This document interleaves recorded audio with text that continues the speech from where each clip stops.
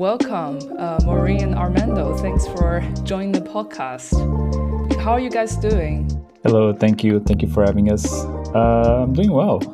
Nice and warm. And you're currently still based in Portugal, and that's the place that you guys been living for a long time. For a few years, yes, since 2021. Nice. So before we get into our main conversation, could you maybe briefly introduce yourself? Go ahead. Oh, ladies first, thank you. My name is Armando, and I always have difficulty introducing myself, but as of this moment, I think I'm a person that wants to promote change, that worries a lot about what's happening in the world. I am very passionate about growing food and saving seeds. I'm also working in some European projects, and I think my goal at the moment, besides growing food and all the stuff that I just said, is also to continue traveling through the world as best as I can to meet still some pristine places of beautiful nature and the beautiful earth that we have. So that's some of the things I would like to do in the near future, or continue to do, rather. What about your projects? You are running multiple projects or joining multiple projects, so don't be too humble. So one of the projects that we started when we came to Portugal was a coffee ground collection project.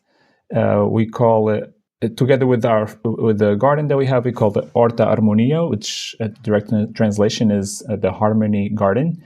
And we collected up to today over 12,000 kilos of coffee grounds just from local coffee shops. I wish we could scale this up because coffee comes from thousands of kilometers away, wherever you are in the world. The countries that drink it the most are the ones that cannot produce it. So the coffee comes from very far places. We have soil that gets used to produce these coffee grounds. And when they get to their destination and the coffee is extracted from the coffee bean, or the coffee grounds rather, it goes into the landfill for most countries, as far as I know. So it's a huge waste of organic matter that could be transforming soils that are degraded all over Europe into healthy soils, or all over the world, rather. Talking about Europe because it's where we are right now. I'm also in this other project, European project called Curio Soil, which is to promote soil literacy. I'm the COP leader, community of practice leader in Portugal. And I'm also the ambassador for the project Eco Soil, which is a project that is taking different soil samples, because you can only do something if you know what's happening. So if we are taking soil samples and measuring what's in there, we can actually do something about it. So those some of the things that I do. Also I do some speaking, lecturing, and some workshops as well on compost, soil health, nutrition, and everything in between. And you grow our food. I grow a lot of our food also. That's the most important part. And I would love to get into more about know more about the veganic farming and also Horta Harmonia as well, and how that intersects with, animal liberation and, veganism, philosophy, etc. How about you, Maureen? Tell us a bit about yourself. All right. Well, just want to thank you again for having us. I always like to start by naming that I am very nervous and terrified. And I think it's important to name because I want to be vulnerable and I want to be honest. The work that I do is related to mental health care, to sovereignty, safety, which is different for everyone, consent, informed consent, and agency. And so that's why it's really important for me to be honest, because if I am hoping to nurture honesty and different sense of safety, what helps me to feel safe is to be honest and stay connected with myself. So I've worked in social services, serving system-impacted communities for over 15 years in a formal setting, formal carceral settings, and also informally organizing food drives and clothing drives. On my own, I created an initiative to help slaughterhouse workers based on the knowledge that I've acquired working in social services with veterans and unhoused people, as I said, system-impacted people. I lead generative writing workshops. And so art is it can be healing. It can also be activating. I always include some kind of grounding practice to start. And this is to invite like a sense of self-attunement, so that if we know how we're feeling, breath-wise, somatically, mentally, if we know how we are starting, and in a more hopefully settled state, then we can also understand if we are activated during the workshop, and then hopefully tend to ourselves. So that's usually what I include in my workshops. I've been learning a little bit about improv, which I think is really cool, especially because I'm like super expressive, my face, my volume, my hands, I use a lot of gestures. And so, yeah, I'm really interested in learning about and incorporating more like somatic and sensory oriented practices in the spaces that I hold. Yeah, so I also teach mental health first aid trainings, and the curriculum is very much focused on carceral systems. So for example, they are encouraging in every few slides in the curriculum to like call the police, to call certain national lines. But a lot of this is like community policing essentially. And so I try to, foster some dialogue about, all right, instead of perpetuating these harmful carceral, like punitive systems, how can we turn to community? How can we lead, take the community's lead? How can we orient, center the community? And, like how can we build a resource guide, like a community hub? Instead of like calling the police, maybe we can help each other to fulfill our basic needs. And, when our basic needs are met, this also brings down a lot of other issues that affect our quality of life, including our mental health. I'll stop there because I can go on, but... Yeah, you're running so many projects. When I was trying to do some research and look at the stuff that you have done, it's really amazing, especially I think it's called Live in Peace, right? The one that you have been helping the slaughterhouse workers. Mm-hmm. Maybe we can also talk a bit more about that later. But one thing that I'm curious about is, as far as you're comfortable, how did you guys meet? And how does your works kind of intersect or shape each other? Because one is about saving seas and the other one is about mental health. It just seems like really far apart to some extent. Yeah, it seems far apart, but it's so connected. I'll tell the story of how we met because Armando's not very good at it. We have different stories sometimes. We have different stories, and then there's the truth, right? So we were both in activism for a bit, and we actually we attended a lot of the same actions, and we're in a lot of the same spaces, but we never like directly engaged with each other. And then I guess eventually, time aligned, the stars aligned, and I co-organized this. There was a bill being introduced in New York to ban the sale of fur.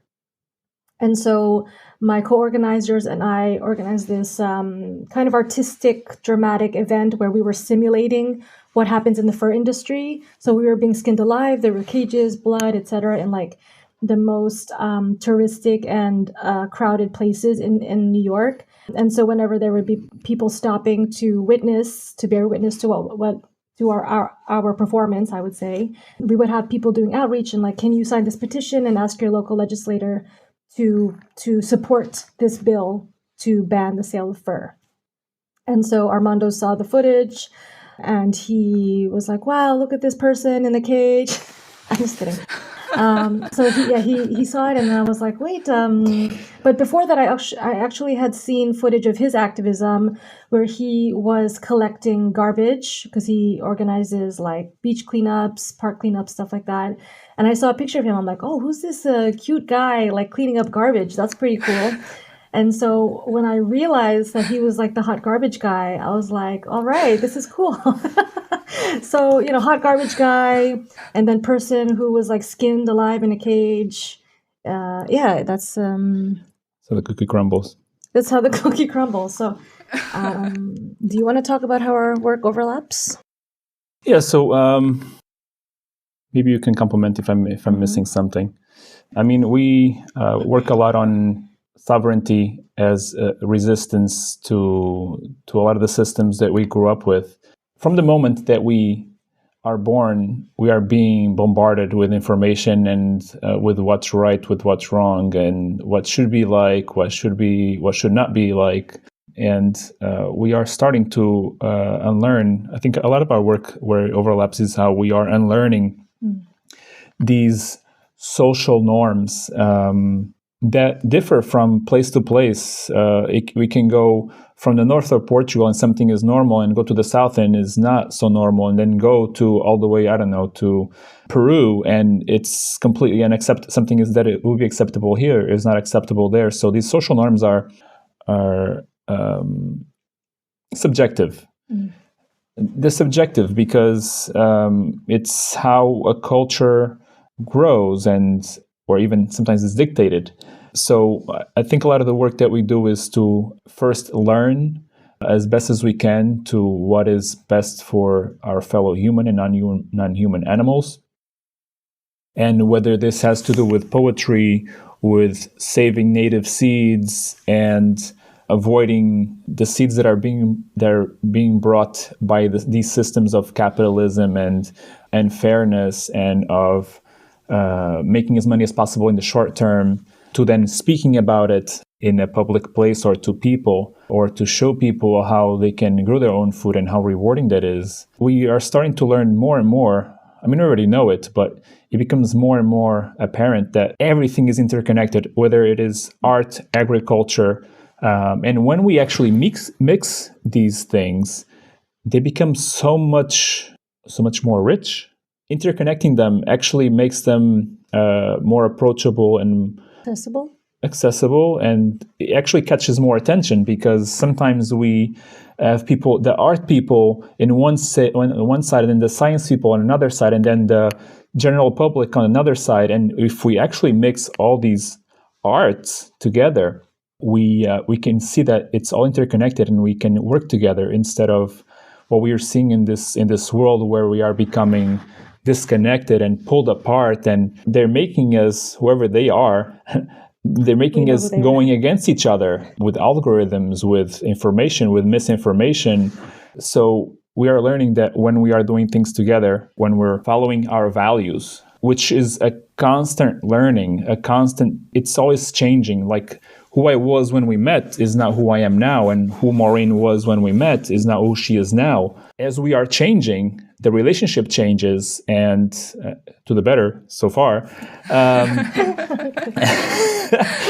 So it's staying with dialogue, us continuing to talk and being open and sharing what we are learning. It's making this, actually, it's also saving this relationship, if you want to say save, but it's making this relationship stronger because we are being transparent and sharing what we're learning, and because our values align so much. I think the most important thing is to see, it's not also so much on what we overlap, but on the things that she does well, on the things that I do well, and how we can work together to make something as best as we can. We're not striving for perfect, right? Just for progress. It's true.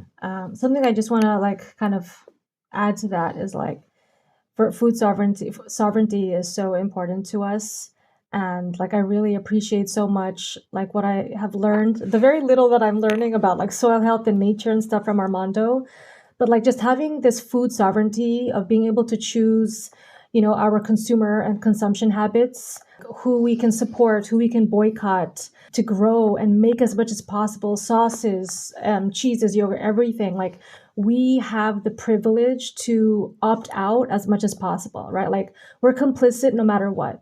We're complicit, period. And we also have some control of what we can be complicit in, what we can minimize, what we can reduce, what we can build.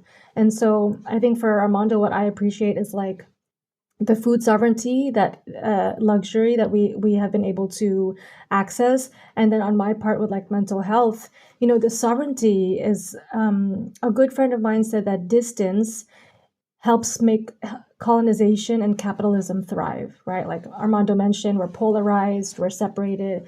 And so the sovereignty also bringing ourselves back to understanding, deconstructing our indoctrination and understanding, okay, this doesn't belong to me. These are not my values. This is not how I want to live. I don't want to buy in. I don't want to be reactive. I want to be mindful. I want to be responsive.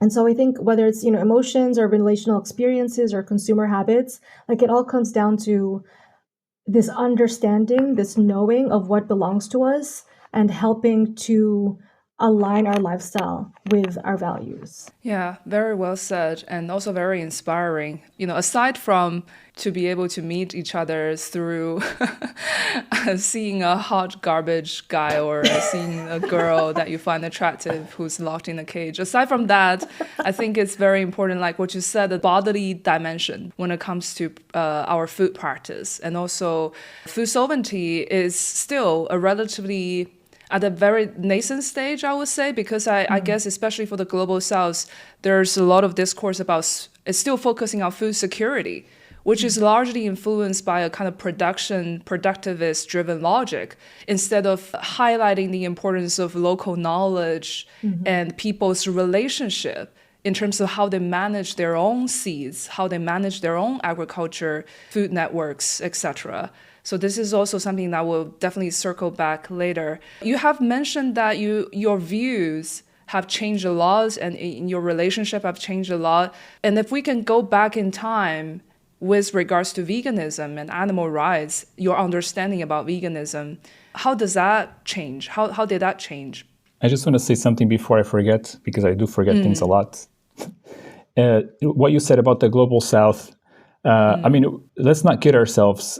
The global north food security depends on the global south. The countries that we call third world countries or developing countries or poor countries that are seen like they're so far behind. They're the ones producing all the food that the global north is eating at a very super cheap price. Exploitative prices. Yeah. And this includes, and this is actually maybe more apparent with the food that are fed to animals, which then humans eat. And they are the ones that are being poisoned with all the pesticides and herbicides because they have to produce it cheaply. And because the seeds that they're using need that. They don't depend on soil health, they depend on chemicals and on poisons. And they're the ones dying. And there's a lot of research showing that a lot of these people are committing suicide because it's not affordable. Dying by suicide. Or dying, or even dying from the poisons that are exposed to. And this is not only the farmers, but also the people that live around these places because the air gets polluted. So I just wanted to mention that.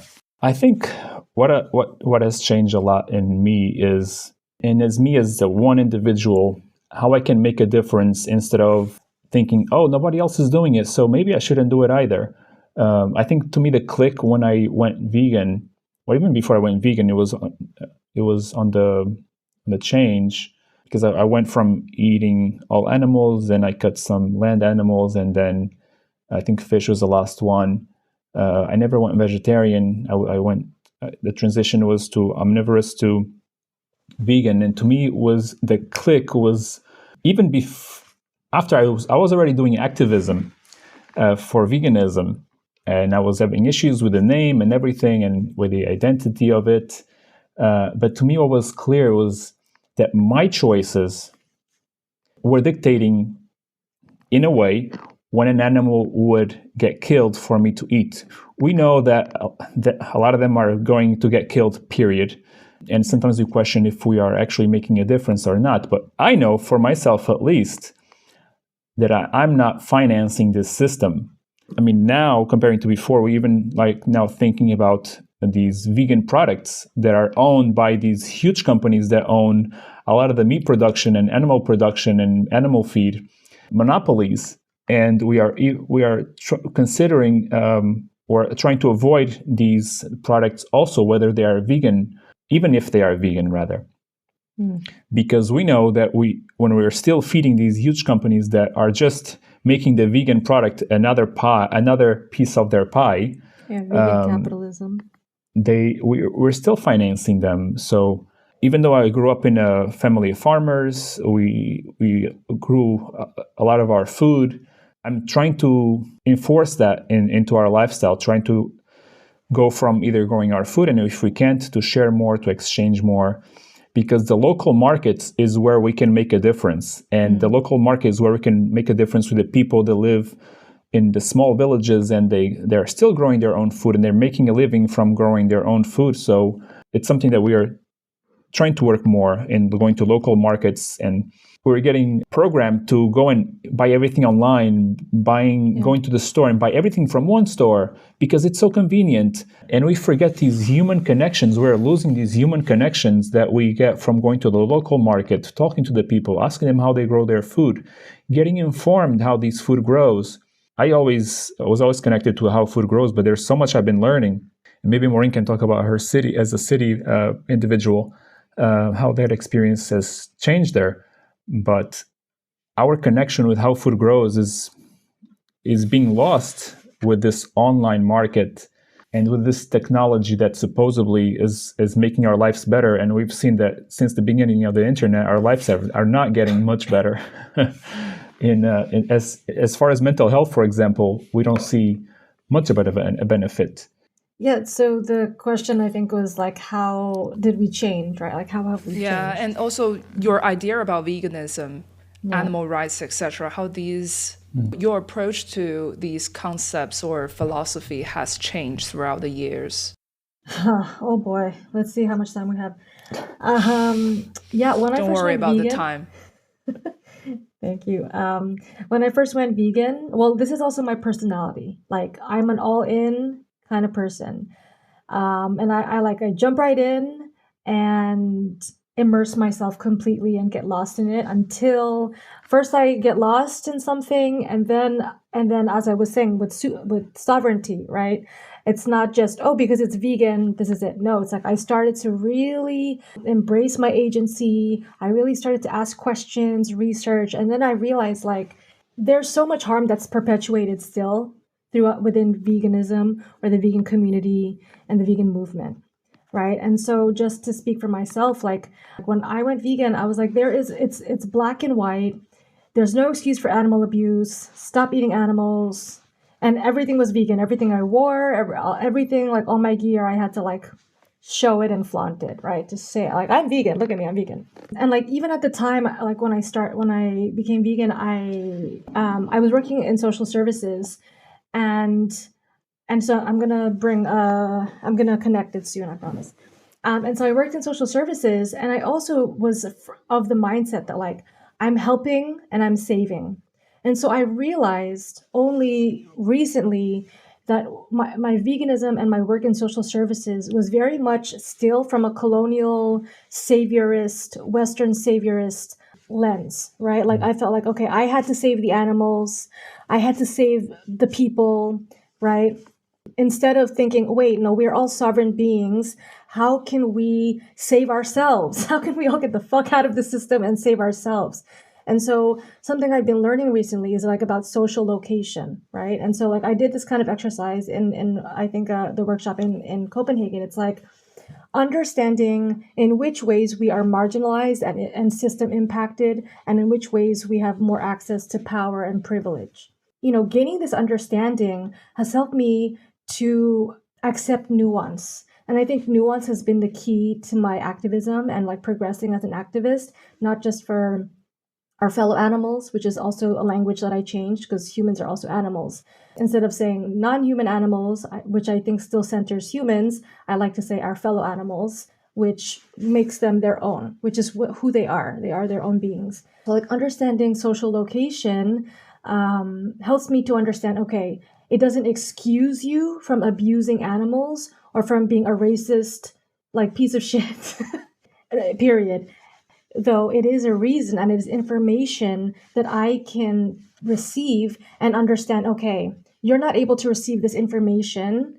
And so with this cultural awareness and cultural humility, how then can I adjust my activism, my language, my efforts to reach you, right? And so yesterday I talked with a friend, her name is Laura, and she said, people can only learn when they're safe. And I was like that blew my mind. I'm still like holding it today. When I think about when I went vegan, for me, it took graphic footage. But that's not for everyone. I recognize that. Nor should we necessarily put it in people's face, because that's also not allowing them to consent to being exposed to certain things. But for example, I think I was in a position to receive this information and deconstruct it because I was safe. And so for me, my sense of safety was, there was no consequence to me being vegan. I had food security, housing security, financial security, job security. I had nothing to lose by no longer buying animals, right? And some people, they can't afford, some people don't even have a kitchen. I've held food drives and given out different food products, and they're like, I don't have anywhere to cook this. I've given out fruits, and someone has said, I don't have teeth. How can I chew this? Right? Like, there are so many different sense of safety and security and indoctrination. It's been over 10 years. I still get cravings when I smell an animal being cooked. I both crave them and feel nauseated because of what I know. And so, again, going back to what Laura said, like, people can only learn when they feel safe. This has really helped me to stop shaming and disregarding and cutting out. It's helping me to be less rigid. This conversation was yesterday. And yet, I think it's something I had in the back of my mind until Laura, gave me the word. And so for me, again, safety meant I had resources that enabled change, growth, transition. And not many people have access to that. And so even including mental health, right? Like right now there are genocides happening. I know many people who seem to be otherwise good people, and yet they are so for genocides. And so when I take a step back and think, okay, they can't learn if they're not safe, what isn't safe, that many people, especially system-impacted people, they have internalized racism, they develop protective mechanisms that align themselves with white supremacists and colonizers. And this identity is so strong and so they've assimilated so deeply that maybe they don't feel safe to relinquish this identity or part of themselves because they've had it so long and because it was a protective mechanism. This isn't an excuse. It's information that I'm trying to receive so that I can adjust. Like, okay, how can we then help you to feel safe to make learning conducive? Like, how can you learn and change, right? If you have housing security, will that help you learn? Will that help you change?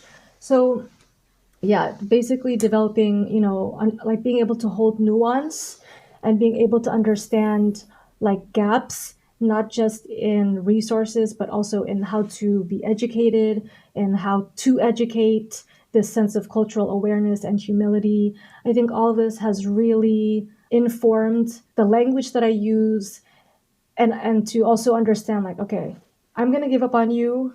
Right now, I don't know how to reach you. So I'm not going to waste my energy. I'm going to keep it moving on someone I think is receptive because they are safe.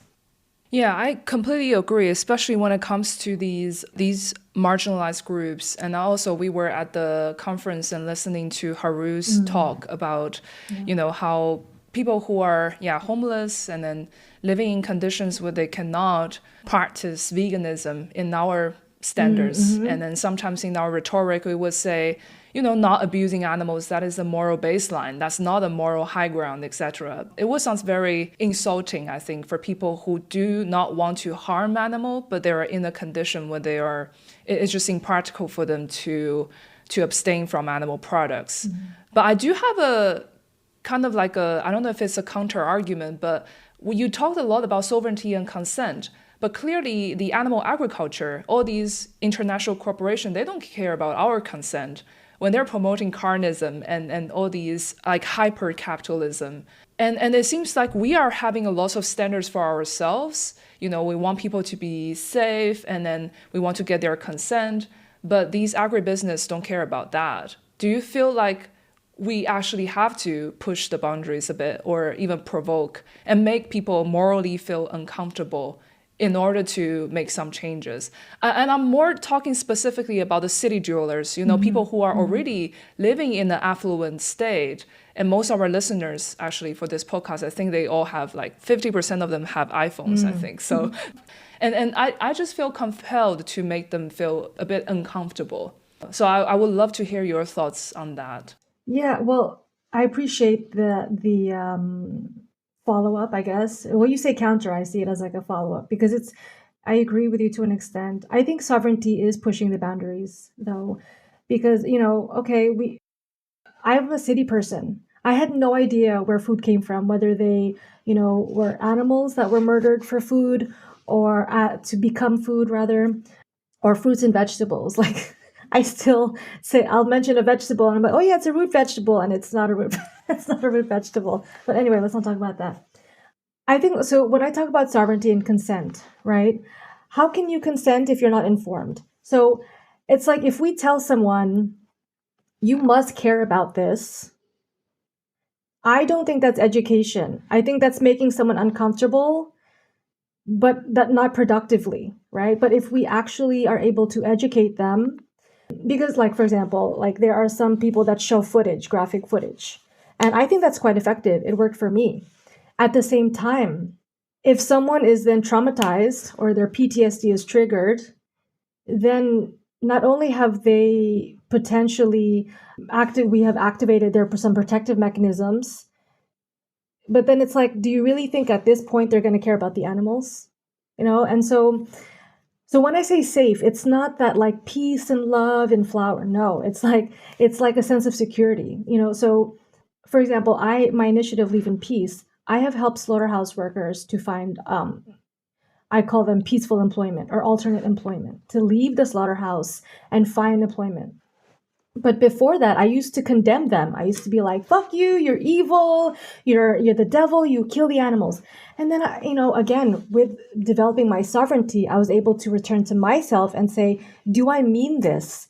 Do I really think this person is a monster? Or do I actually want to put them in a position where they don't need to rely on this job and they can do something else, right? And so when I embraced my sovereignty and took a step back and saw them as a fellow human being, not making an excuse because you still killed someone, I said, okay, this is the reason they're being trafficked. They don't have legal status. Okay, how can I help them find employment where they can still provide for their families at home? So then once I connected with them and educated them and talked to them, they don't even want to do this work. It causes so much trauma. And there's one form of PTSD called PITS, perpetrator-induced traumatic syndrome. I think I mixed it up, but look it up. PIT, not you, your listeners. Perpetrator-induced traumatic syndrome, I think, where people have PTSD from causing harm, from perpetuating violence. They develop this. And so by educating myself on their social location and their inability to change the job right then and there, just because I yelled at them with signs, right? Me from my privileged place who could get education, I educated myself and helped them to access resources, right? To get some employment, to get some food security. I helped them to connect, like buy school supplies for their kids. And actually 1 or 2 workers didn't go to work for a few days, or they quit their job, or they then worked in a vegan restaurant. And they said, I never want to do this again. Or even sometimes the way they would hold the animals, right? This is welfarism, but welfarism is, I think, a path to abolitionism. For example, I would say, can you hold them like this instead of like this? Of course, the animal will still be murdered. But if there are thousands you cannot save, then at least to minimize the pain of those you cannot reach. We just can't save them all. And so, again, understanding the social location and going back and saying, okay, instead of judging you, how can I help you and make another alternative accessible so that this option is obsolete? And I think that's the point of it. It's like to hold each other so much and fill in unmet needs and gaps that colonization and capitalism perpetuate, to fucking like become a unit and build to make these systems that necessitate animal abuse, to make them obsolete. So I just wanted to clear that up. I'm not thinking of something pretty and cute and like lovey. No, this is like, when I say safety, I also talk about resources and accessibility. Yeah, but these workers, these slaughterhouse workers, they're still marginalized groups. And a lot of them, like you said, they were trafficked, especially in the US, I think. But what I'm thinking more about are the city dwellers who are just happily living in their apartments with air conditioning and never need to worry about. And they were like me, you know, who are very alienated when it comes to how our food are produced. And I do feel it's important to educate them in a way that sometimes would make them uncomfortable, because they are living a very comfortable life. But I wonder if you also identify safety issues with regards to these people who are already affluent, and there are so many changes that could make. They will actually have problems with the paradox of choice, because there's thousands of products, they can buy from, but they're not making this change. I think then the safety that we're referring to that are more resource based, right? Like we have housing, AC, iPhones, and safety can also be lack of acceptance. It can be abandonment. It can be being judged, social isolation, right? We're like indoctrinated in capitalism to be like everyone else, and so anything that like kind of upsets the norm is also leaves us vulnerable. I don't know if people have the will or will feel safe to upset their social systems, their ecosystems that they currently exist within. And maybe that might make them feel unsafe, right? And it doesn't excuse them again. But I'm going to actually pass this to Armando just because I have also tried to appeal to some city people like myself. But I have done it in a very aggressive way, storming places, disrupting restaurants and city offices and stuff like that. And there has been some movement, but wouldn't say enough. But Armando is able to reach people in a way that I can't. I think he's a little bit more gentle in that regard, or at least when I started, that's not the approach I took. Gentle isn't the right one. I think I was just thinking, I see it, this is my ethical stance. This should be yours too, period. Right? And so that's how I started my activism for many years. Now that I'm in Portugal, my activism has changed a lot. So I'm not really dealing with city people anymore. But Armando had to deal with people like me. And actually, his family has made some great strides. So I'm going to, how did you? I think for me, and I started doing the vegan, the cubes of truth and Anonymous for the Voiceless, and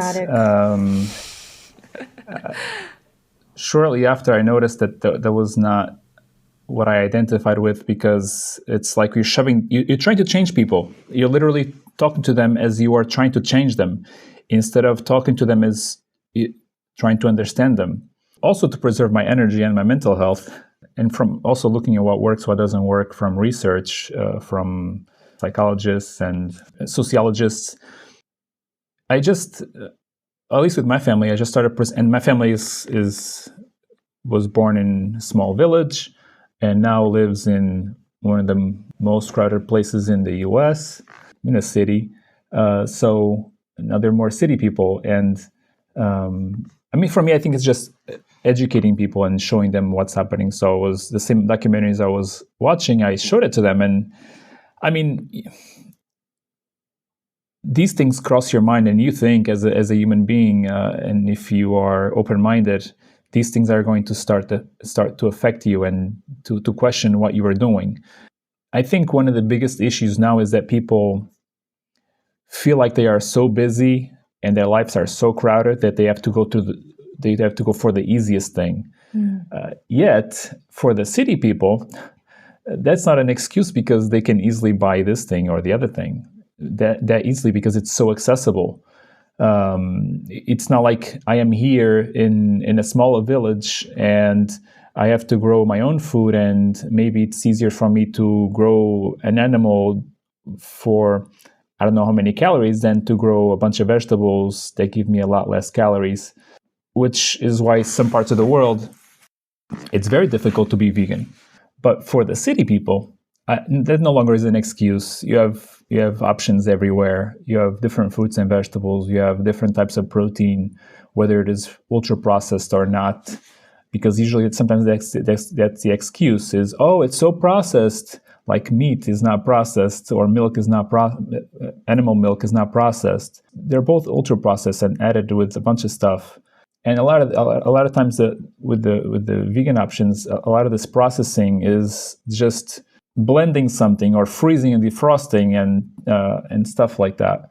It's not so much the additives. So I think for the city people, it's difficult because, again, they feel they're so busy, but they're also disconnected. So I think one of the most important things for us to have in the cities is, for example, community gardens. So people can touch the food that they that they are eating. They can see how it grows. They can see how rewarding it is to put a seed on the ground, let it grow, see it growing, and be so proud of that piece of art that is a bean, a tomato, a pumpkin, whatever it is. And I think when they feel this connection, they tend to value it more. We can't be naive and think that, we're just doing this as human to human. We have a huge, especially in the US, they have a huge lobby that is telling you what you should be doing, and that's writing laws that are getting passed pretty easily on what should be done or not. Like, for example, here in Europe, we saw a decline in the consumption of dairy. What did they do? Because they're so smart, they processed the dairy even more. They dehydrated it, made it powder milk, and they sent it to the global south as a cheap thing for kids to eat because they're so hungry and they're suffering from malnutrition. So let's give them milk in small packets at a high price because that's how you get them to afford it. You sell them a little packet for what it's a small price, but if you have that bigger packet, it's actually a higher price than here in Europe, for example. So I think the way I connect with the city individuals, they grow in cities and they are more disconnected with nature, with how food grows, with what is healthier or not, is just to get them informed and question in a curious way, not in a judgmental way, because I think what creates these changes is dialogue. What makes people think, it's not forcing these things down their throat, but questioning what they're doing and why they're doing it. Because a lot of times they don't even know why they make these choices. They just make it because they saw it on TV, so it must be the best thing, and it's what's happening now. They saw whatever on whatever social media, so it's the new best thing. It's a new superfood, and sometimes they don't even question. Well, this food has been here for millions of years. Why is it now a superfood? And sometimes it's so ultra processed that superfood is no longer a superfood because you lost most of its nutrients. It's no longer food. Also, there will be people that are closed-minded. So you also have to preserve your energy. And when the person is not responsive and they are like already on the defense, they will not listen to you even when you're just trying to get to know them, be reasonable, and trying to show them this information. Just like you, I got informed a lot through documentaries, and I think that's a soft way of getting educated, because most people are used to documentaries. You also sought out the documentaries, and I think that's also important. I mean, one documentary made me think, what else don't I know? What else am I missing here? And then another documentary, and then you become hungry for this stuff because then you're like, wait, what else am I missing? What else don't I know? What else should I know? So even now in the age of misinformation, and now AI is making so many things that look real that are not, I think it'll become a lot more difficult. And I think these companies are going to take advantage of that. And on the point of like they play dirty, should we play dirty also? Good question. I think it depends not on really what you... dirty, but like aggressive and be more like provoking. Yeah. Mm-hmm. Yeah, I mean, we're fighting against billions of dollars, of euros, whatever the currency is. They are changing laws, and sometimes they are buying governments or pieces of the government. So a lot of times the way that people resort to, and a lot of times this is like the last straw for them, it's to be more vocal, be louder. And sometimes this is burning tires on the street or being loud or blocking roads because people are desperate. We see now here in Europe, for example, in France right now, the farmers are ultra mad and frustrated because we all depend on farmers.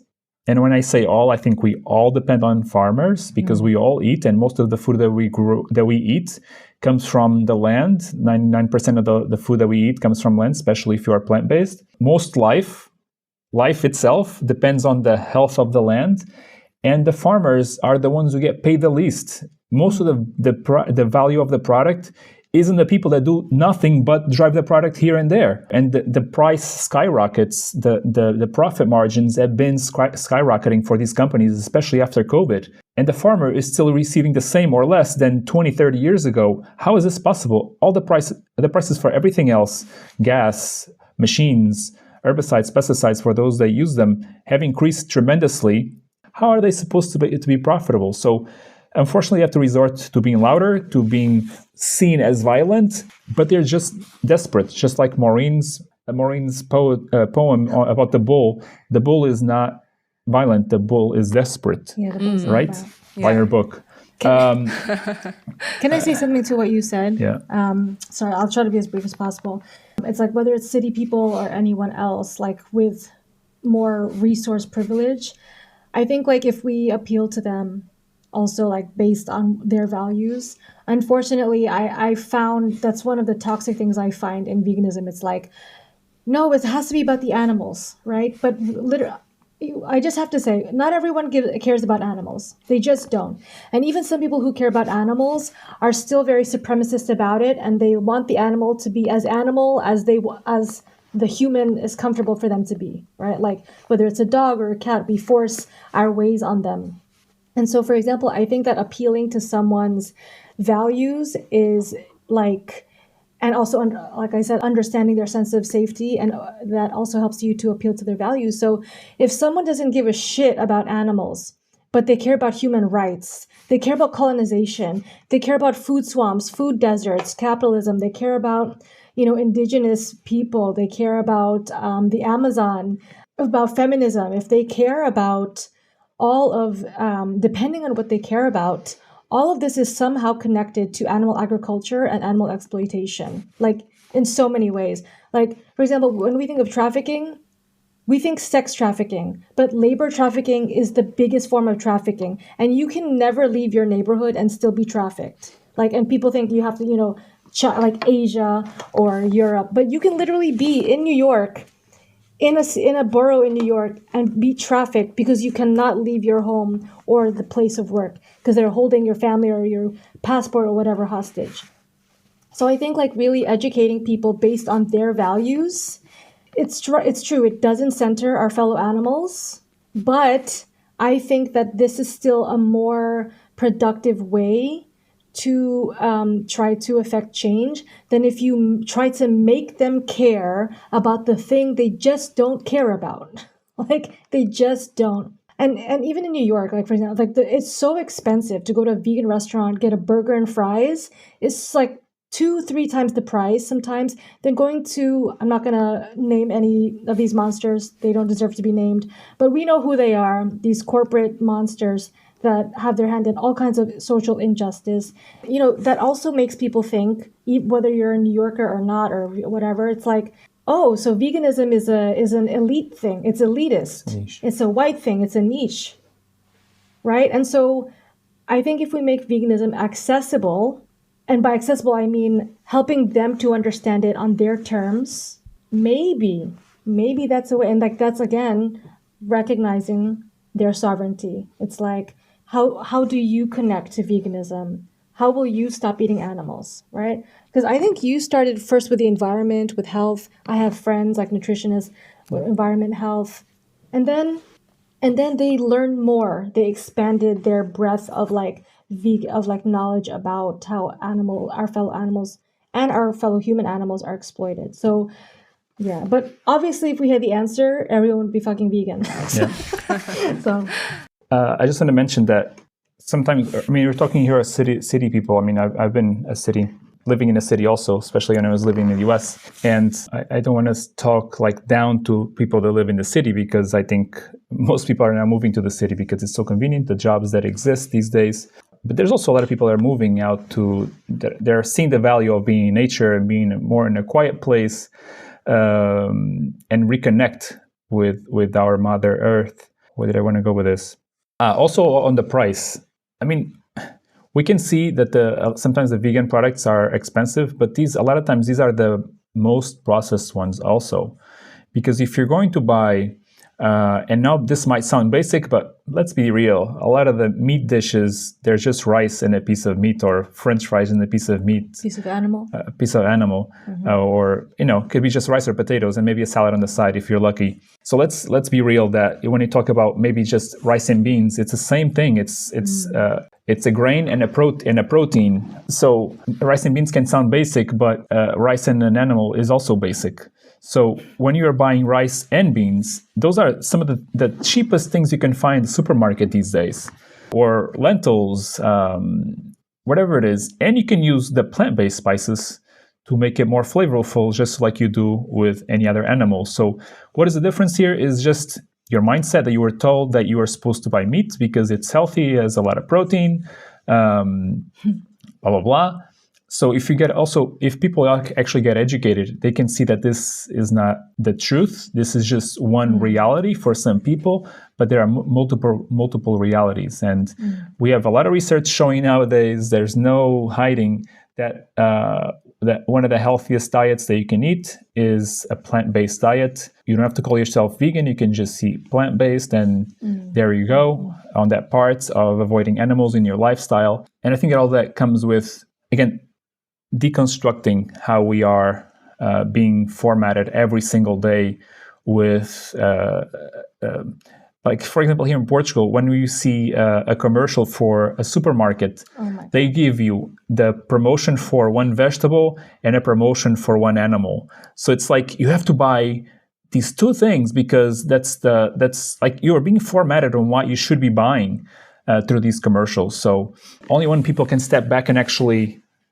with an open mind, think about what is being shoved down their throat, and if this is actually have to be their course of action, I think that's when people will start to see how they're being, in a way, forced to buy this or that, or to drink this or that when they're happy, when they're sad. We're always being formatted, even through movies and telenovelas and whatever it is. Like when you're sad, you should be drinking. It's funny, alcohol serves everything. Like when you're happy, you should be drinking alcohol. When you're sad, you should be drinking alcohol. It's so insane. And this comes with also eating animals, especially in the US. A very meat-based, animal-based restaurant is usually where you should go eat because it's so fancy, and the companies should go there because that's how you show that you are a really good company, and your status is their company is making a lot of money. And so I just wanted to mention that on this topic a little bit. I want to bring up some of your projects when it comes to. Okay, let's go light. It's very. Let's go to the light side, the lighter side, I guess, a little bit. The light. Well, this is also this is also the practical side too, because we have talked a lot about food, and of course that's a very important component of veganism. But I guess for a lot of city folks, it would be hard. Like, it seems like all of the activism is through consumption or not to buy something, right? But you have also emphasized a lot about bringing life and also, regenerative practices, agricultural practices and gardenings and all these kind of practical initiatives. And I wonder if both of you have any tips when it comes to, maybe we can start with the city folks because they're our main audience, unfortunately. What are the practical stuff that we could do as vegans to either, start the very interesting projects that you guys have done, or when it comes to our own personal, from our social location, right? Like personal perspective, what are the things that we can do to help improve our lives and be more kind of empowered by veganism? There's a lot of levels because different cities have different types of access to different things. So let's say I'm going to try to bring different scenarios to appeal to different people, but we're always open to questions and after this ends because we have limited time. But let's say if you are in an apartment, a lot of us have windows, or even balconies, if that's even better. You can grow some fire escapes. Fire escapes, yes, fire escapes, yeah. Balcony adds to the rent. If you have a fire escape, whatever, access to the outside or access to sun, that's energy. So you can grow some food that way, especially herbs that most of us use herbs in our kitchens. So that's a way that you can make a difference in having herbs, and they'll be almost for sure healthier, and they'll give you some access to food that you are growing. It'll give you the happiness of growing something. With that, also the waste that we create. I think that's one of the biggest things that really bothers me a lot. And fortunately, these days, I think there's more access to different ways of disposing of different types of I don't want to call it trash, but different types of materials. And that goes, I'll just speak here about especially about the food waste. Composting that is the best way that we can, composting is the best way that we can divert this plant material to a better place and to create life. Because when we are when we're putting it in our trash bin, just like everything else, we're just going to create more pollution.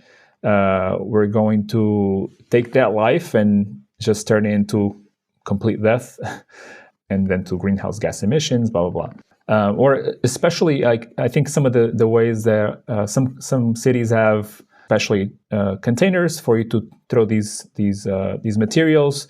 You can also look for community gardens around the area. A neighbor that has a garden, you can give it to them. That's even better. Then you create also a community around this. There are also a lot of different apps that you can use. That we can find places where you can dispose of these things. The idea is just to make it as easy as possible for people to actually do it. Because if we are going to create more chaos into their life, even though this is a good action, I think people are less likely to do it if it becomes difficult. But knowing that they are doing a good thing is actually sometimes makes them go above and beyond. Positive reinforcement. Yeah, for sure.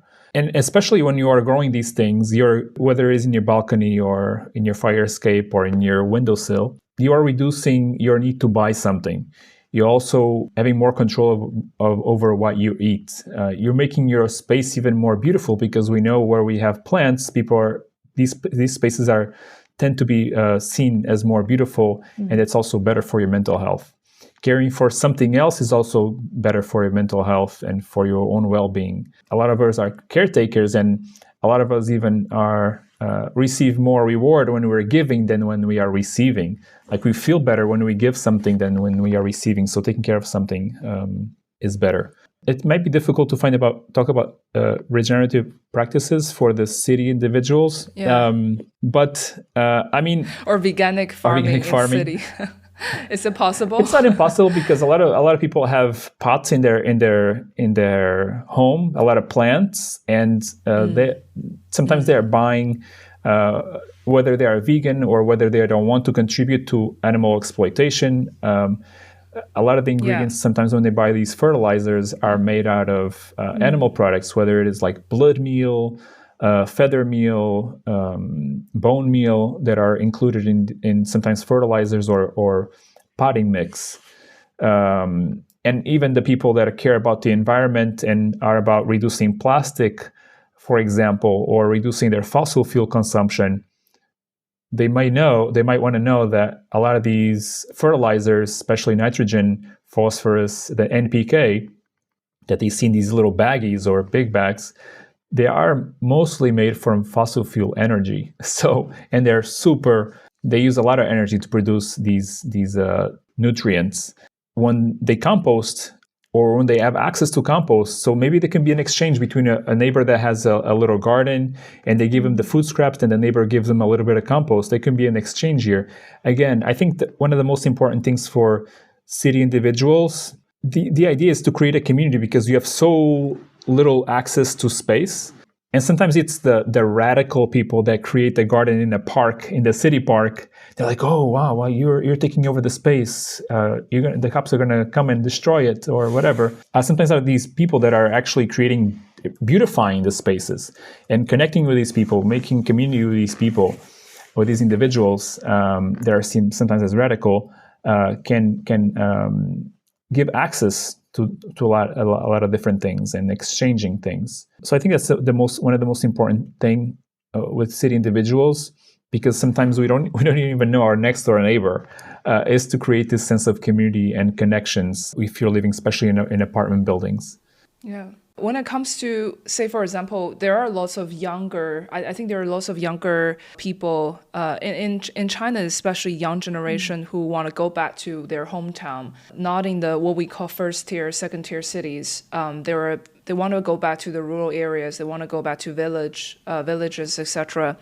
And do you feel like veganic farming, I mean, have you seen any booming of organic farming in Europe and also in US when it comes to like these practices being adopted on the larger scale, or maybe at the, I don't know, at the community scale?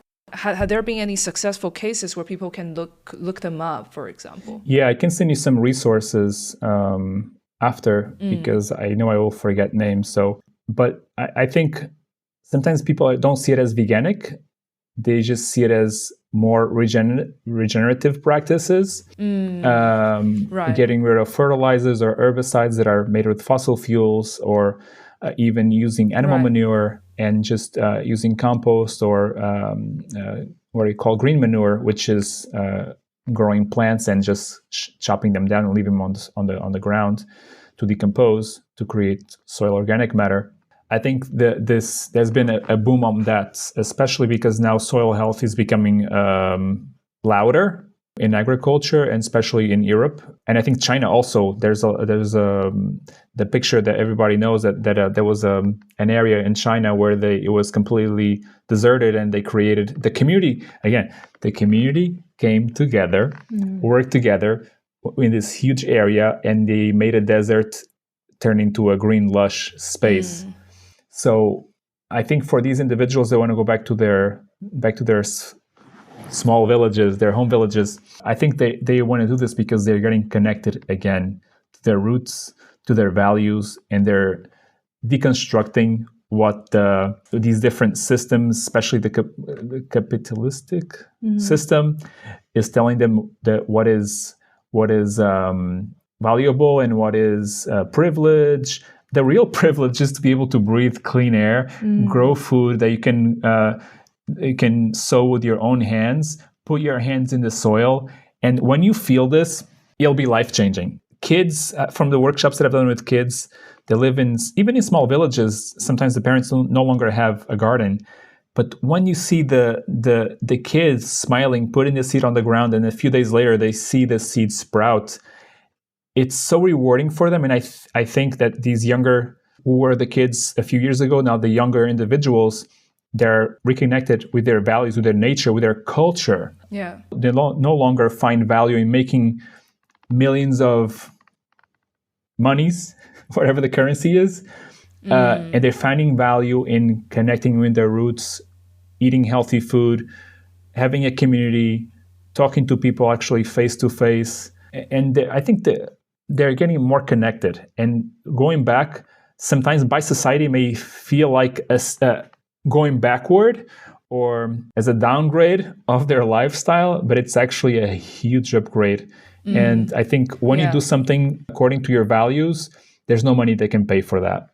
Yeah, but I do want to bring up risks, though, especially when we're talking about an era that's marked by climate change.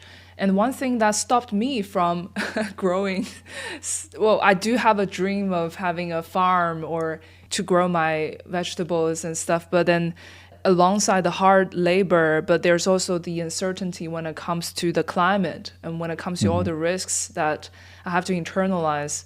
I wonder if you have just some ideas about reducing or minimizing these kind of challenges when individuals want to have a better connections with their food.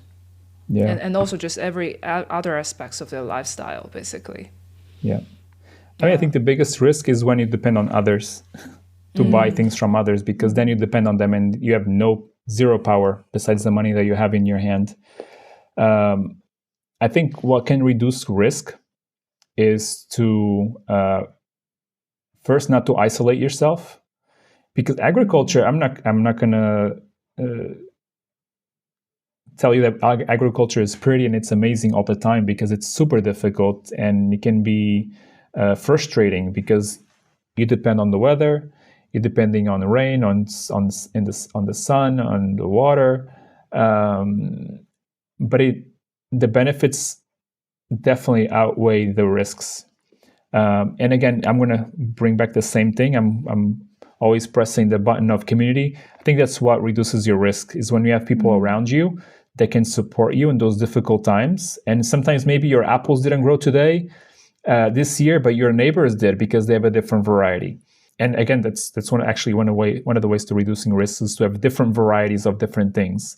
And when you can exchange things with neighbors, it's also what can reduce those risks. Maybe you are in an area that one thing doesn't grow well, but your neighbors grows well. And maybe something that grows well in your area and your neighbors doesn't. You can exchange these things, and that reduces your risk. That increases your sovereignty. That increases your food security, having these relationships. So I think one of the biggest risks is when maybe individuals as you want to have a farm one day is to wanting to do this and wanting everything perfect from the beginning. It's not going to be perfect from the beginning. Or wanting to do it, or thinking about everything yourself. It's not realistic. Farming back in the day, and still these days, the farmers that are more successful are the ones that are resourceful in building connections with people for the things that they need. They don't have everything, they don't have all the answers themselves.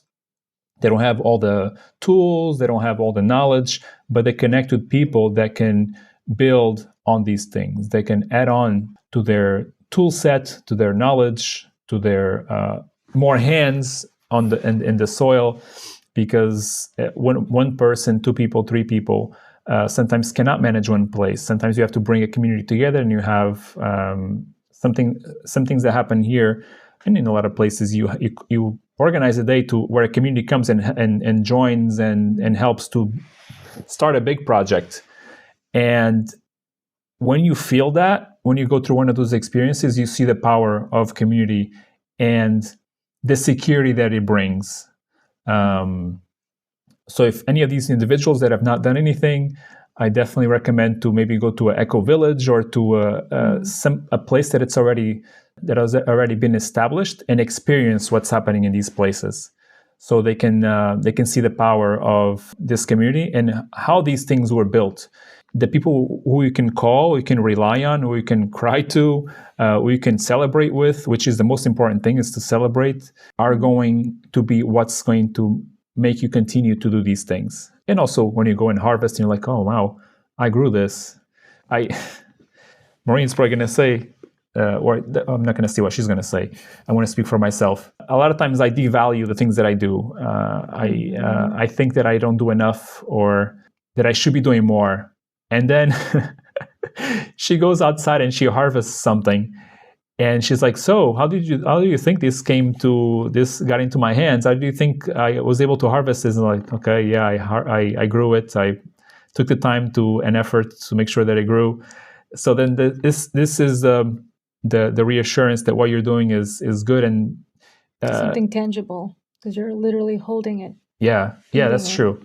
When you have the imposter syndrome, this shows like you are doing something, and if it wasn't for me, that plant would never grow there, or we wouldn't have chard, we wouldn't have raspberries or potatoes. Whether it is the harvest for the full year or maybe the harvest that will last us 2 months, even if it is for a day, it's already something that you didn't have before. And the other thing is also the seed saving. I want to bring the seed saving here because it's so important. We have huge companies in Europe, and they already did a lot of this in all over the world. Also China.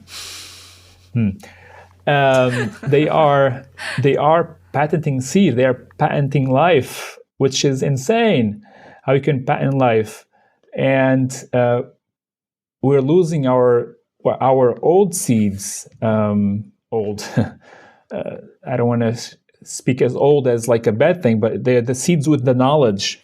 Well, these seeds learn from the different types of environments. The seeds learn to resist to different diseases and to different weather patterns. Even though the weather has been a little more radicalized these days, it's been a little more unstable rather. When we think as humans that we know best and we can grow a better seed, and through our touch, whether there is genetics or we are wrong by thinking that we know best and that nature, the seed that has all this knowledge from hundreds, millions of years, doesn't hold this capability better than we do. The young farmer that wants to go back to their village and grow their own food, please do, and please try to save as many of the Asian seeds as possible, because they are the food security and the seed sovereignty that you'll need when things become difficult. And the other seeds don't have that knowledge, and they will not resist.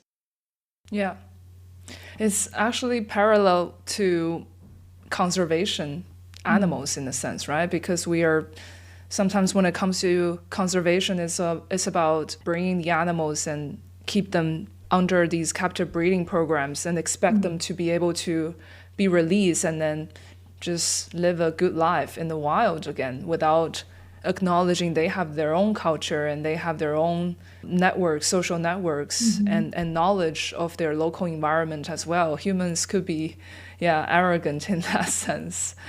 And Maureen, you have mentioned, I think for you, it's also connected to, I think, the practical side when it comes to creative writing and when it comes to tending yourself, your capacity to feel, etc. And do you have any ideas for our listeners who want to start interesting, writing workshop, art projects, and also the works that you did, like the Live in Peace project? Do you have any, lessons, or do you have any thoughts in terms of how these things can be operationalized? Okay, I feel like there were so many questions in one. Okay, just one question, I guess, just how to be a practical vegan, I guess, from your perspective. Practical vegan. Well, I hope this relates, because there's something that I wanted to kind of respond to with what Armando said about the seeds and nature, and something you said too about the animality, right, of our fellow animals. Like, they know, if we allow them to be the sovereign beings that they are, they know what they need. They know how to survive. They know, like, if they forage, they know what they should eat, what they shouldn't eat. And Armando was saying, like, about the seeds, they have their own innate knowledge.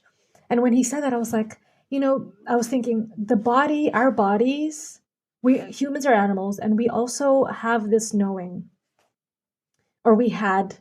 I would like to believe we still have this knowing, And when we talk about, like, generational trauma, there's also generational, like, wealth that isn't monetary or material. It's the wealth of protective mechanisms, of beautiful traditions and cultures and language, and, like, just a way to exist. And so when I think about veganism, right, like, when we're eating the animals, it's also the bioaccumulation of, like, we're eating the animals, all the antibiotic resistance, the poison that they're force-fed, that's meant to grow their food so that they can become our food.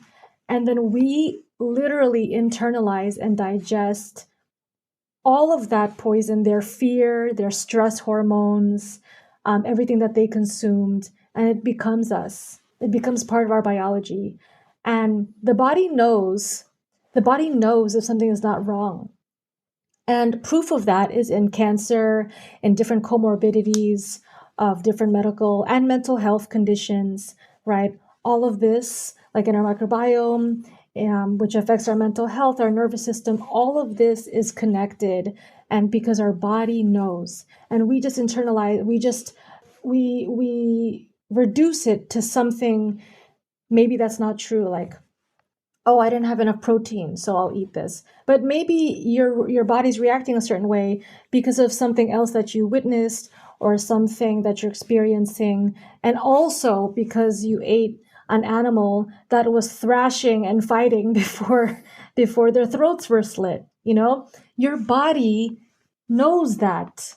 And so, a lot of the work that I do, like, it's art is activism. I work in mental health. I try to bring knowledge about the mental health and medical industrial complexes that are very much capitalized, colonized. A lot of the medicines are actually from herbs and plants, but then we include animal testing, we include animal products in different ways.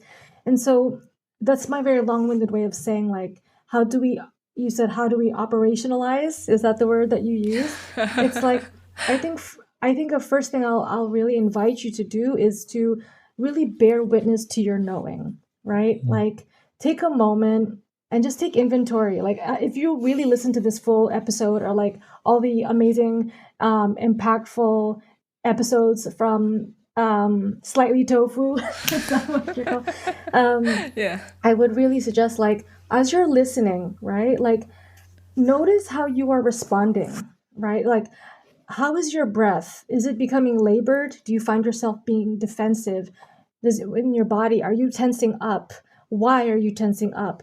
Is it there's something you agree with, but you can't quite name, you can't quite align your action with the belief that you inherently have or that you have developed, right? And so I know I've said sovereignty so many times because I feel like, I don't know if that's like reductive or anything, but like I just feel like that's the root of it. You want to operationalize, you want to embrace sovereignty, like change, return to your sovereignty. Take a second to understand how you're processing this episode. What stood out to you? Why? Why do you want to learn more about it? What is it about it that appealed to you, that resonated with you? And then go from there.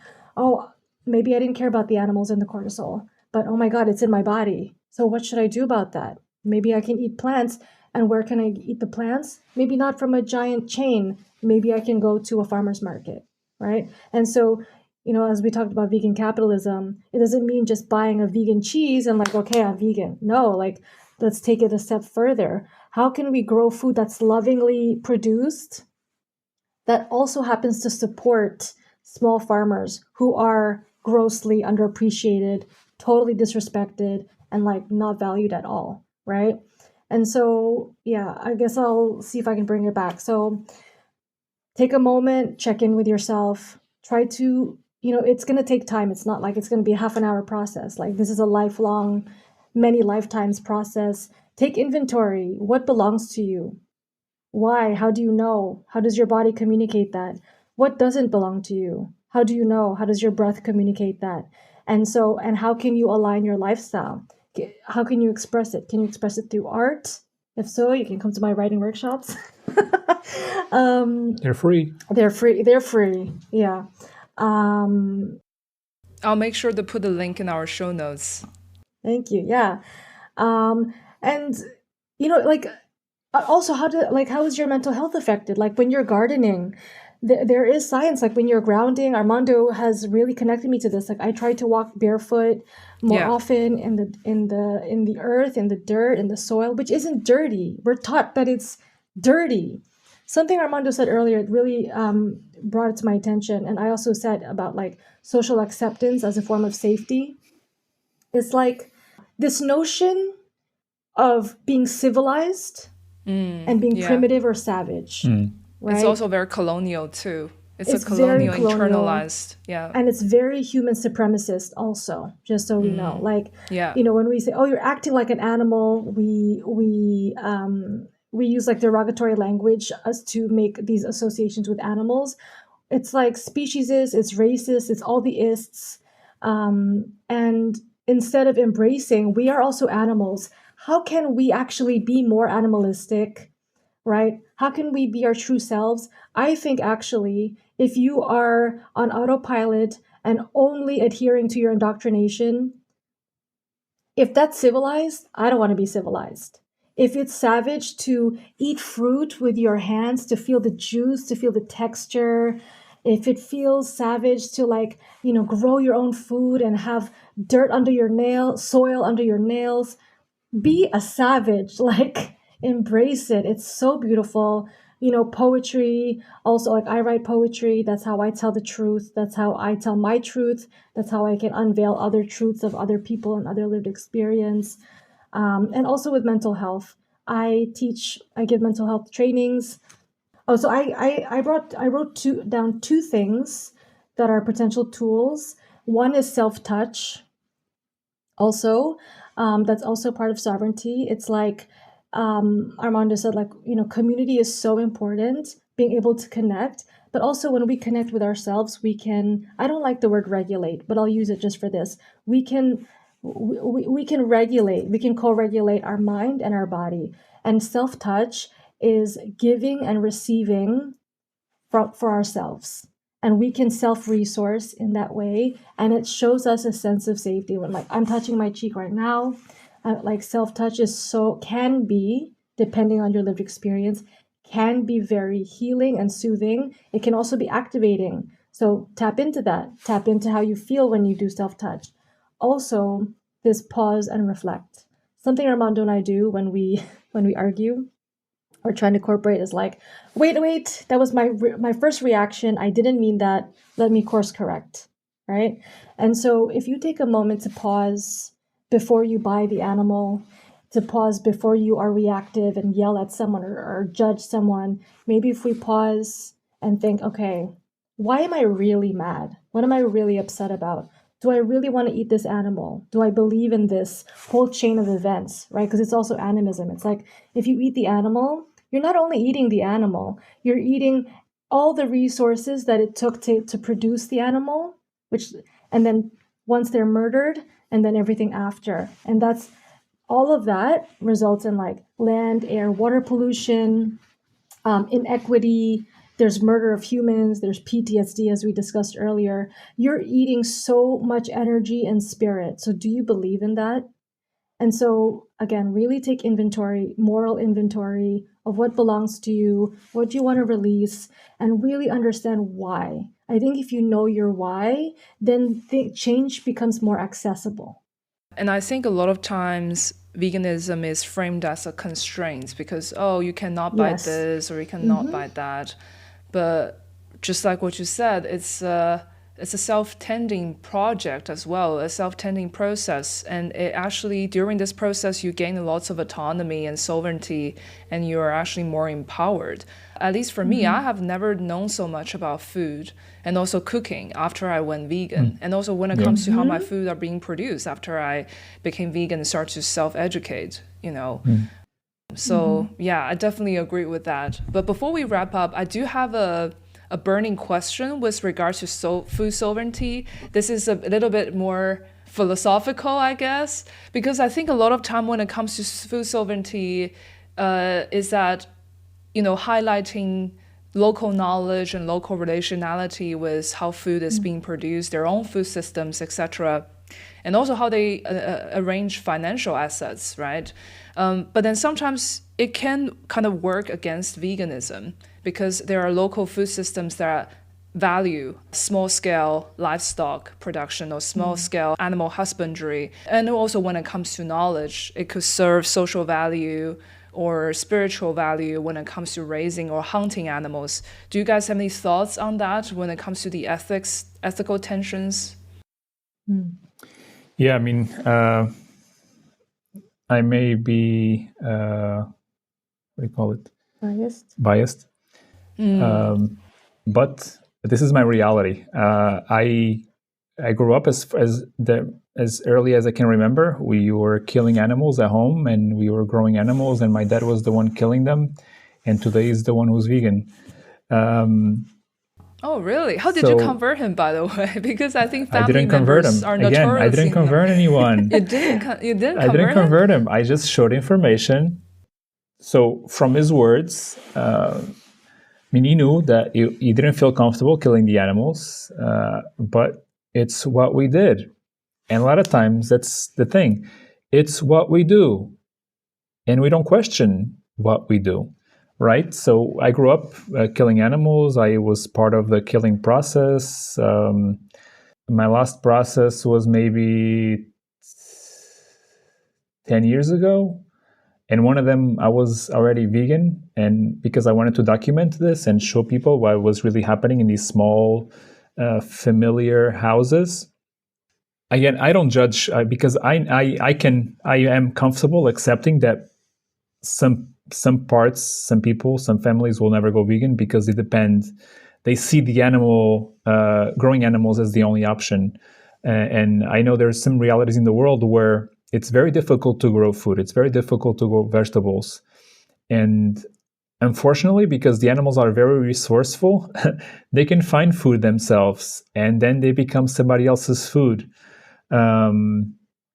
Hunting, for example, I know it could be the answer for some people. To hunt the people? No. Especially like in colder climates or during winter. I know that can be the reality for some people. And I can accept that. I'm not going to say that maybe I'm going to get canceled after this, but I don't think we'll ever have a vegan world, to be honest.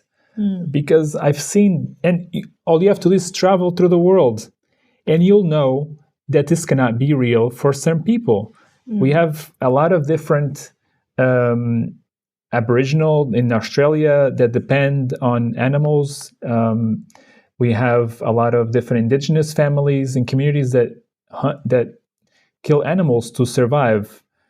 Can they do it without them? Some of them, from what I know, I don't think so. So what are you going to tell them? Move to the city and grow your vegetables? Cancel your culture and grow your vegetables? It's very difficult for me to accept that.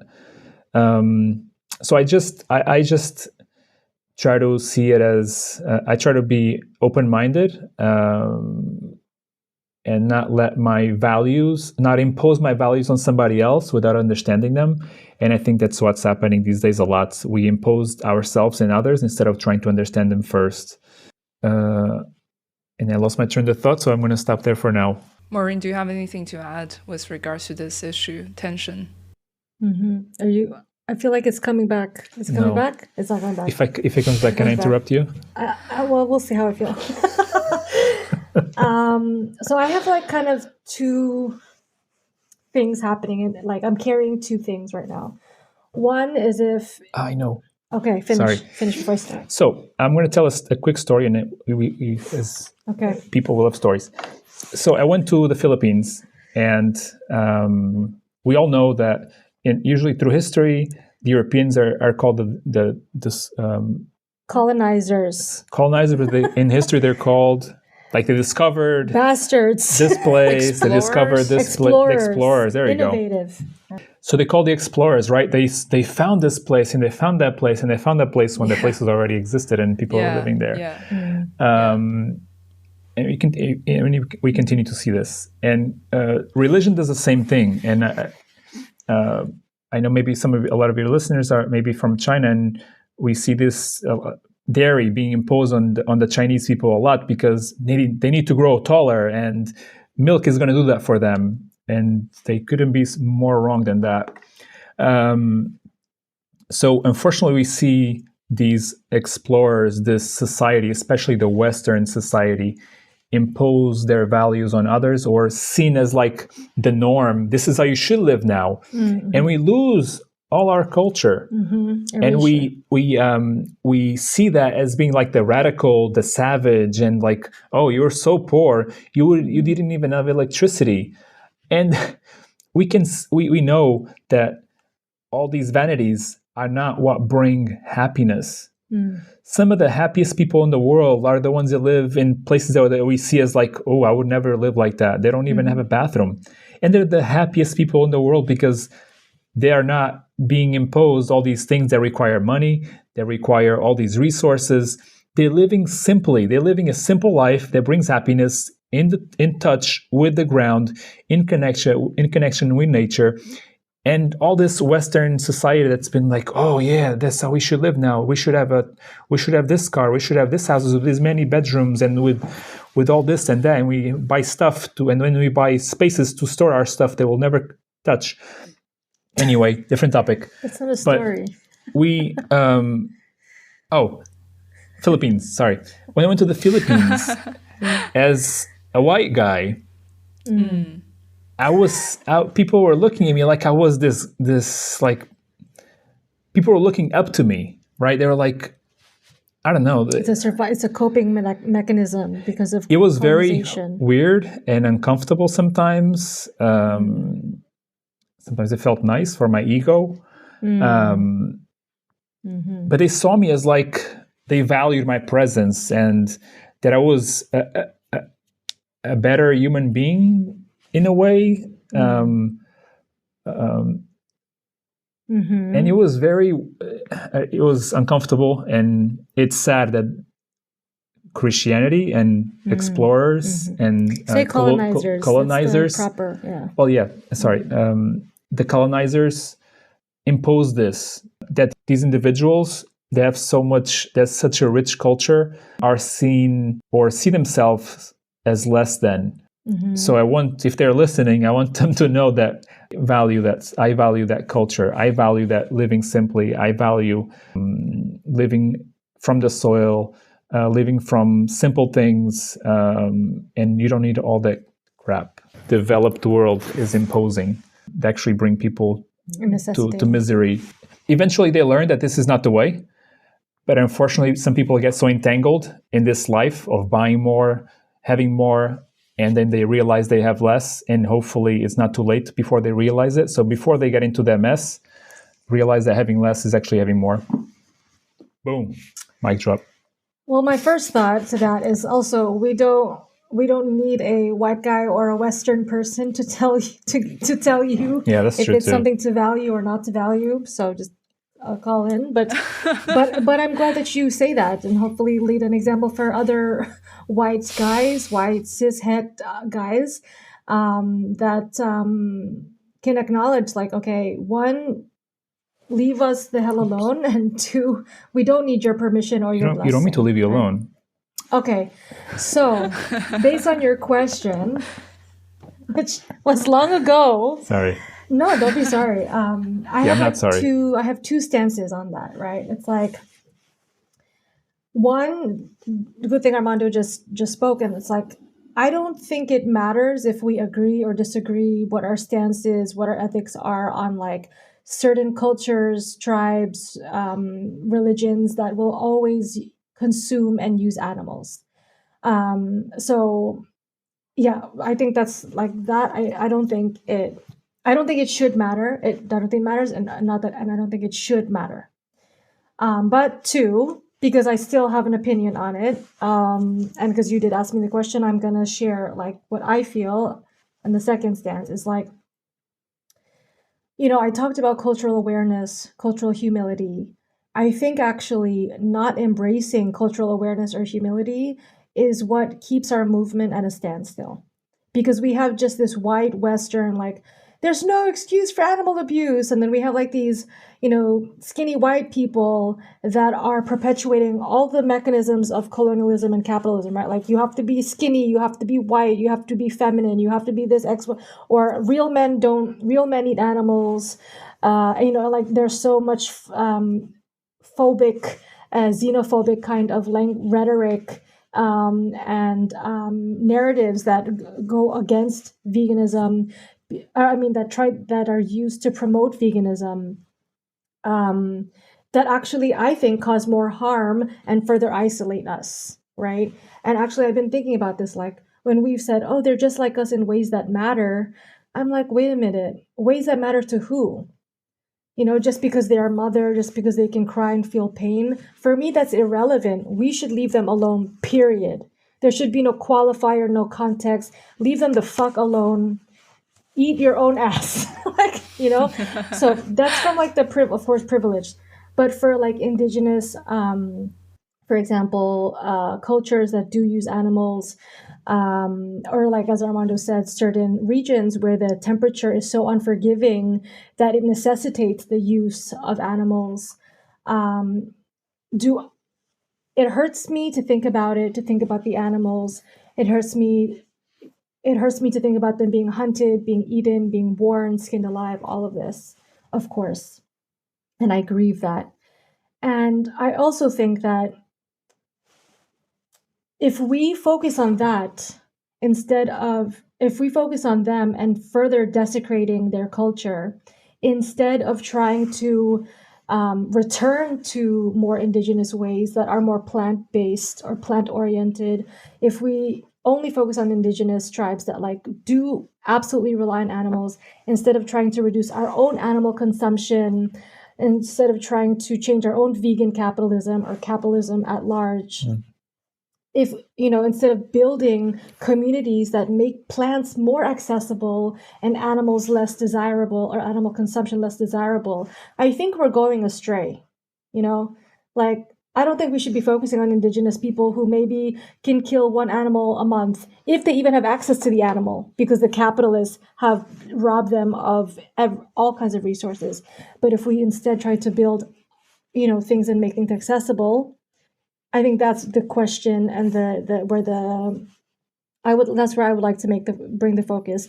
And so with Leave in Peace, for example, with slaughterhouse workers, instead of condemning them for being forced, likely tricked into a job that makes them slit someone's throat thousands of times a day, instead of condemning them and hating them, maybe we can help them to develop transferable skills. Maybe we can give them access to education. Maybe we can, right? Like, again, going back to community, what Armando said, if we are building access and accessibility, then I think it makes this question kind of like obsolete and so many other questions. Yeah. So. Yeah, I what I said, I didn't mean to say that this is an excuse for everyone, because the people that I was saying that have these options are probably a very tiny subset of the population, and probably are not the ones who are going to be listening to this. Also because we erase them. Because most people are going to be listening to this, they will have options. So I think that the only barrier is what they know and what they are valuing, and the construct that exists in them. And maybe Maureen was talking about maybe pausing, and maybe in this podcast somebody will be feeling something during a certain point about something that I say, that Maureen says, maybe that you said. Maybe they'll have to pause this podcast at that point and understand what they're feeling, because they might affect the way they listen to the rest of the podcast. Yeah. And maybe they'll listen in a different way, and maybe listen to this podcast 2-3 times. At least when I listen to podcasts, all the episodes, at least when I listen to podcasts, when I listen to it the second or third time, I hear something different. Something else clicks. And just like it clicked for me that I no longer want to eat animals, I no longer want to decide when an animal should be killed or not, because I want to eat them. Maybe that's the click that people will feel, whether in eating animals or not, or in something else, or maybe a different change they can make in their life. Maybe they'll have to pause the podcast then. Great. I guess we can pause here, and thank you. Thank you so much for this conversation. At least I think for me, the takeaway is a reminder to tending our bodies, and tending our communities and relationships, and tending our capacity to feel, so we can be, I don't know, maybe better is not a good word, self-sufficient vegans. Thank you so much, Maureen, Armando. I'll put all the links and everything in our show notes. Thank you for having us.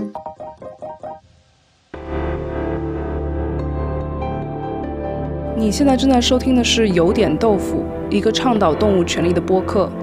你可以在小宇宙、豆瓣、Apple Podcast、YouTube 和 Spotify 找到我们。想看文字版本的内容，请访问 slightlytofu.github.io， 也欢迎你投稿给我们。我们的邮箱是 slightlytofu@proton.me。感谢你的聆听与支持，让我们一起行动，让动物不再是商品。